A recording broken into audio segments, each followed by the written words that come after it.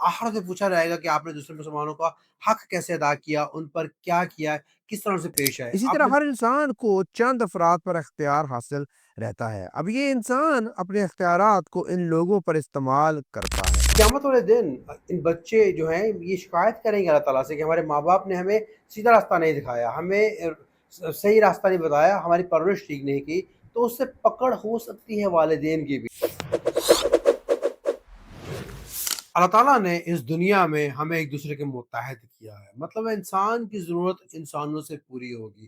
کوئی حکمران ہے تو کوئی اس کے تابع ہے، کوئی ملازم ہے تو کوئی اس کا باس ہے، بیوی ہے، ہسبینڈ ہے، بچے ہیں، ایک دوسرے پر ڈیپینڈ کرتے ہیں۔ گویا کہ ہر مسلمان دوسرے مسلمان پر ڈیپینڈ کرتا ہے۔ اس لیے اسلام میں، اسلام کی تعلیمات میں کہتی ہیں کہ مسلمان دوسرے مسلمان کے لیے جواب دہ ہوگا۔ آخرت میں پوچھا جائے گا کہ آپ نے دوسرے مسلمانوں کا حق کیسے ادا کیا، ان پر کیا کیا، کس طرح سے پیش آئے۔ آپ نبی کریم صلی اللہ علیہ وسلم کی آخری، اگر ہم دیکھیں آپ کی آخری بات دنیا میں جانے سے پہلے، تو آپ کہتے رہے الصلاۃ الصلاۃ، اور اس سے پہلے آپ کیا کہتے رہے؟ الصلاۃ و ملکت ایمانکم، یعنی کہ آپ نماز مت چھوڑنا، اور جو تمہارے متحد ہیں، یعنی کہ اگر ہسبینڈ کے متحد بیوی ہے، بیوی کے متحد بچے ہیں، یا باس کے پاس کام کرنے والے ہیں، تو وہ سب تمہارے انڈر ہیں، ان کا خیال کرنا، یعنی کہ انسان پر، مسلمان پر فرض کیا گیا ہے کہ جو کوئی اس کے سبارڈینیٹ ہے، جو کوئی اس کے نیچے ہے، اس کو ٹیک کیئر کرنی پڑے گی۔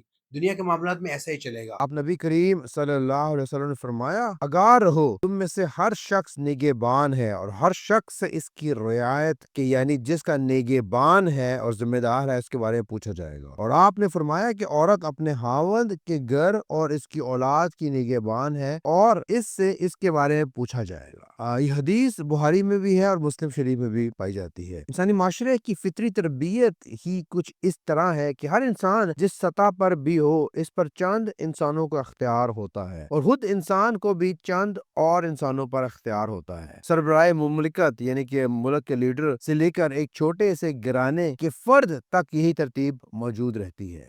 اسی طرح ہر انسان کو چند افراد پر اختیار حاصل رہتا ہے۔ اب یہ انسان اپنے اختیارات کو ان لوگوں پر استعمال کرتا ہے۔ بحیثیت انسان ہونے کے اس کے اندر فطری جذبات اور خواہشات بھی ہیں۔ ان جذبات اور خواہشات کو پورا کرنے کے لیے بھی انسان یہ اختیارات استعمال کرتا ہے، لہٰذا اس اختیار کو انسان صحیح بھی استعمال کرتا ہے اور غلط بھی۔ آپ نبی کریم صلی اللہ علیہ وسلم نے واضح الفاظ میں ارشاد فرما دیا کہ خبردار، تم میں سے ہر ایک رائی اور نگہبان، محافظ اور حاکم ہے۔ جس پر حاکم ہے، جس کی نگہبانی اس کے ذمے ہے، اس کے بارے میں اس شخص سے اللہ تعالیٰ کے حضور پوچھا جائے گا کہ ہم نے تمہیں چند انسانوں پر اختیار دیا تھا، تم نے اس اختیار کو کیسے اور کس طرح استعمال کیا۔ پھر آپ نبی کریم صلی اللہ علیہ وسلم نے فرمایا کہ عورت اپنے خاوند کے گھر اور اس کے بچوں کی رعایا ہے، نگہبان، محافظ اور ذمہ دار ہے، اس سے ان کے بارے میں پوچھا جائے گا۔ اس حدیث مبارکہ میں عورت کو اپنے خاوند کے گھر اور اس کے بچوں کی رعایا قرار دیا ہے۔ یہ نہیں فرمایا کہ حاکم ہے یا محافظ ہے، بلکہ بڑا خوبصورت اور عمدہ لفظ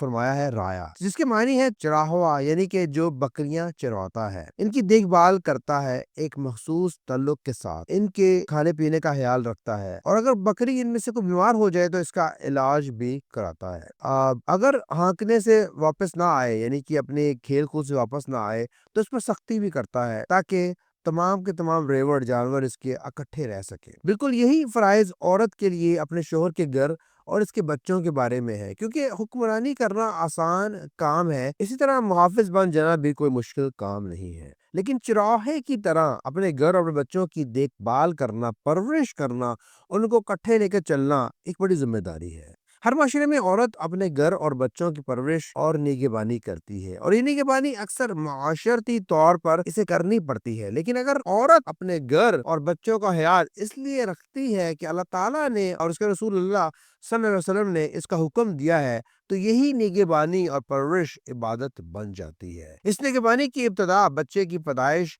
کے تھوڑی دیر بعد شروع ہو جاتی ہے۔ جب بچہ اس دنیا میں آئے، اس کے کانوں میں اذان اور اقامت کے ذریعے اللہ کا پیغام ڈالا جائے، اگر استطاعت ہو تو شکرانے کے طور پر اس کی طرف سے ایک جانور بطور عقیقہ ذبح کیا جائے اور لوگوں میں تقسیم کیا جائے۔ دنیا کی دوسری خرافات سکھانے کے بجائے کلمہ طیبہ سکھایا جائے جب بچہ بولنے کے لائق ہو جائے۔ اس لیے آپ نبی کریم صلی اللہ علیہ وسلم نے ارشاد فرمایا، اپنے بچے کو سب سے پہلے لا الہ الا اللہ سکھاؤ۔ جب باتیں سمجھنے کے قابل ہو جائے تو اچھی تربیت کرو۔ اس لیے کہ آقا دو عالم صلی اللہ علیہ وسلم کا ارشاد گرامی ہے کہ کسی باپ نے اپنی اولاد کو اچھی تربیت سے بہتر عطیہ اور تحفہ نہیں دیا۔ آپ نبی کریم صلی اللہ علیہ وسلم نے فرمایا کہ بچہ 7 برس کا ہو جائے تو نماز کی تاکید کرو، اور جب 10 سال کا ہو جائے تو نماز میں کوتاہی کرنے پر سزا دو، اور پاکیزہ تعلیم دو۔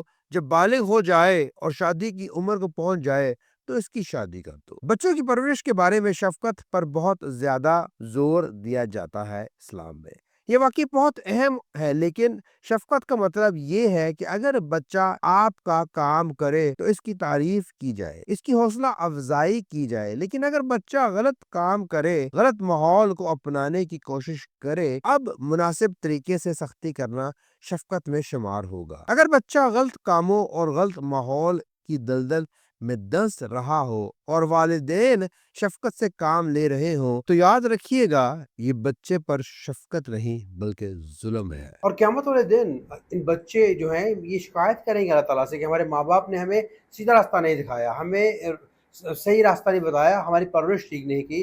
تو اس سے پکڑ ہو سکتی ہے والدین کی بھی، تو ضروری ہے کہ ان کی تربیت ٹھیک طرح سے کی جائے۔ اللہ تعالیٰ توفیق دے آپ کو اور مجھے اور سب کو سمجھنے کی اور ایک دوسرے کے حق ادا کرنے کی، اور جو ہمارے متحد ہیں ان پر خاص رحم کرنے کی۔ آمین۔